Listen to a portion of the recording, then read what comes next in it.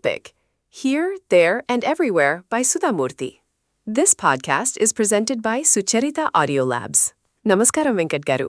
ఈరోజు మనం ప్రఖ్యాత రచయిత్రి సుధామూర్తి గారు రాసిన హియర్ దేర్ అండ్ ఎవ్రీవేర్ అనే అద్భుతమైన పుస్తకం గురించి చర్చించుకుందాం. నమస్కారం లక్ష్మి గారు.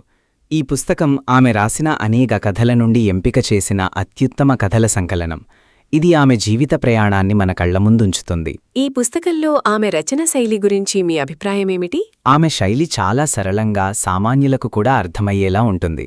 మొదటి ఉదాహరణగా, ఇన్ఫోసిస్ ఫౌండేషన్ ద్వారా ఆమె చేసిన సామాజిక సేవలను వివరించిన విధానం ప్రతి పాఠకుడి గుండెను తాకుతుంది. అవును, ఆమె సామాజిక స్పృహ నిజంగా అభినందనీయం.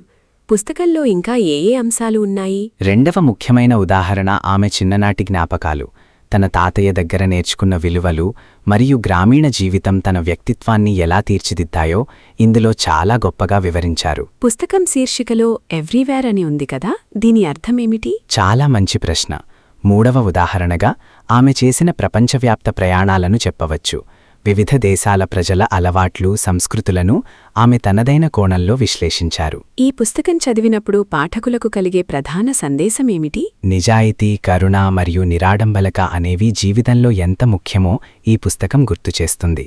సుధామూర్తి గారు చెప్పిన చిన్న కథల వెనుక పెద్ద జీవిత సత్యాలుంటాయి. నిజమే వెంకట్ గారు.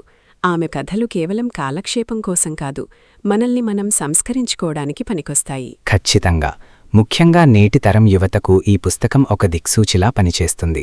ప్రతి కథలోనూ ఒక నైతిక విలువ దాగి ఉంటుంది. ఈ పుస్తకాన్ని అందరూ ఎందుకు చదవాలని మీరు అనుకుంటున్నారు? ఎందుకంటే ఇది సామాన్య జీవితంలోని అసాధారణమైన క్షణాలను మనకు పరిచయం చేస్తుంది.